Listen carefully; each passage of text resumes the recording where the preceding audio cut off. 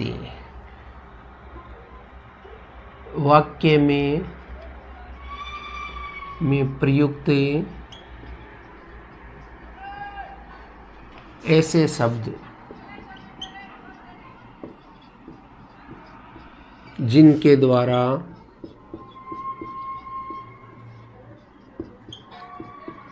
द्वारा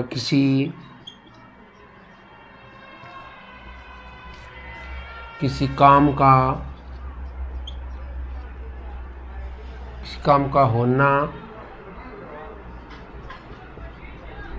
या करने का बोध होता है, उन्हें क्रियावाचक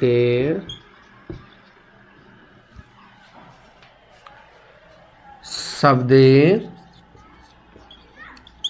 कहते हैं। या किसी काम का होना या करना, किसी काम का करना या होना क्रिया कहलाता है। क्रिया कहलाता है। क्या कहलाता है? क्रिया कहलाता है। जैसे देखो, राम घर जाता है, सीता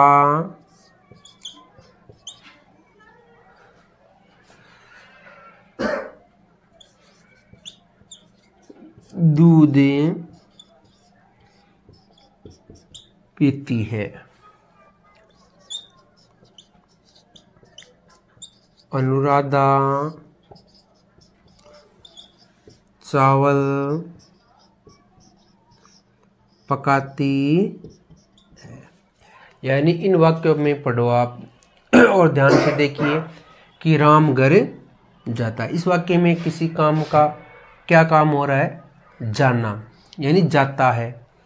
और सीता, दूसरे वाक्य में देखिए, सीता दूध पीती है।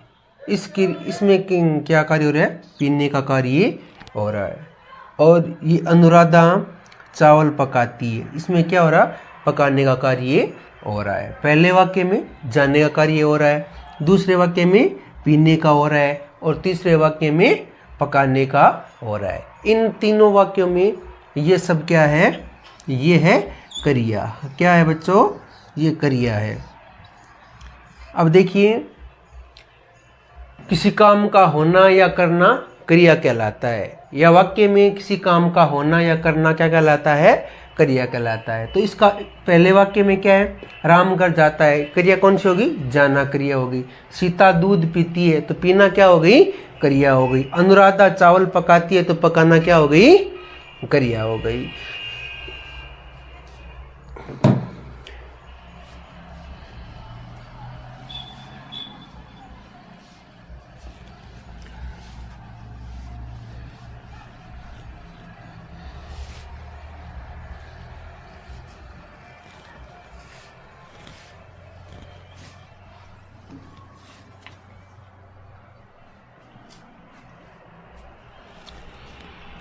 संस्कृत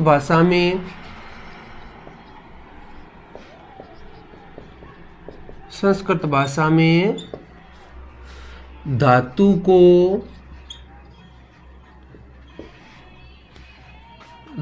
को ही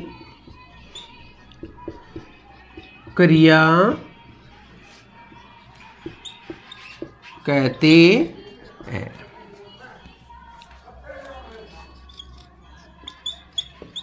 हिंदी भाषा में धातु के साथ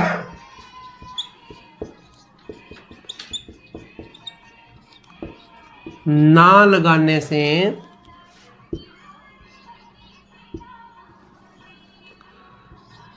ना लगाने पर क्रिया का निर्माण होता है। यानी कि हिंदी भाषा में धातु के साथ ना लगाने से पर क्या होता है, क्रिया का क्या होता है, निर्माण होता है। जैसे हंस धातु है तो क्रिया क्या होगी, हिंदी में बात की जाए तो हंसना क्या हो जाएगी, क्रिया हो जाएगी। हंस धातु तो हंसना क्या हो जाएगी, क्रिया। पी धातु है और हिंदी में ना लगाने से क्या बनेगा, पीना। पीना क्या हो गई, क्रिया हो गई। क्या हो गई, पीना क्या हो गई, क्रिया हो गई। तो प्यारे विद्यार्थियों, हमने पढ़ा कि क्रिया के बारे में, यानी क्रिया क्या है। अब हम पढ़ेंगे क्रिया के प्रकार। देखो क्रिया के कौन कौन से प्रकार है।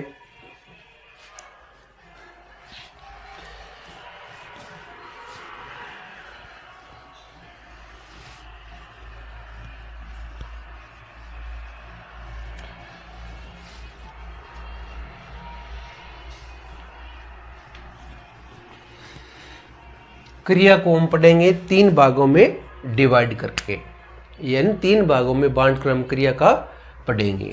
देखो कौन कौन से, किसके आधार पर हम बांटेंगे क्रिया को। क्रिया को बांटेंगे हम 3 आधार पर। कौन कौन से, एक तो क्रम के आधार पर, क्रम के आधार पर एक बाटे क्रम के आधार पर, एक बाटेगी काल के आधार पर। किसके आधार पर, काल के आधार पर। और एक बांटेंगे हम प्रयोग के आधार पर, प्रयोग के आधार पर। क्रम के आधार पर क्रिया कितने प्रकार की होती है, क्रम के आधार पर क्रिया होती है 2 प्रकार की। कितने प्रकार की, 2 प्रकार की। कौन कौन सी, एक तो था अकर्मक क्रिया, अकर्मक क्रिया, और दूसरा है सकर्मक क्रिया। अकर्मक क्रिया और सकर्मक क्रिया। अपने काल के आधार पर, हिंदी में या फिर काल होते हैं 3 प्रकार के। कौन कौन से, एक तो वर्तमान काल, एक भविष्य काल और एक ही भूतकाल। इन तीनों काल के आधार पर क्रिया को बांटेंगे हम 3 प्रकार से। कौन कौन से, एक तो वर्तमान कालिक क्रिया, वर्तमान कालिक क्रिया, एक भूतकालिक क्रिया,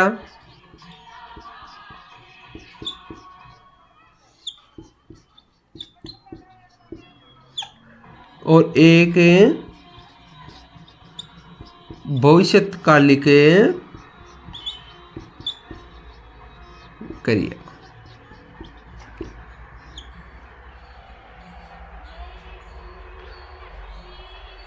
अब बांटेंगे हम प्रयोग के आधार पर, प्रयोग के आधार पर। देखो प्रयोग के आधार पर हम कौन कौन से क्रिया के भेद, क्रिया के भेदों में जानेंगे। प्रयोग के आधार पर देखिए क्रिया के कौन कौन से प्रकार होती हैं।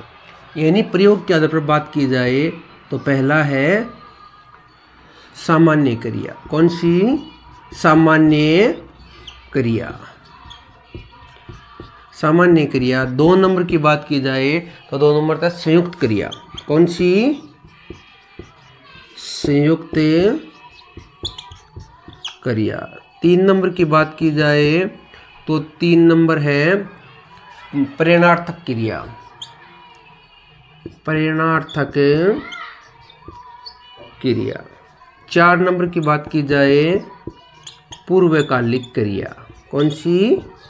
पूर्वकालिक क्रिया। 5 नंबर की बात की जाए नाम धातु क्रिया। 6 नंबर की बात की जाए तो 6 नंबर है कृदंत क्रिया। कौन सी? कृदंत क्रिया, 6 नंबर। फिर 7 नंबर की बात की जाए, 7 नंबर की बात की जाए तो 7 नंबर में सजातीय क्रिया। सजातीय क्रिया, सहायक क्रिया।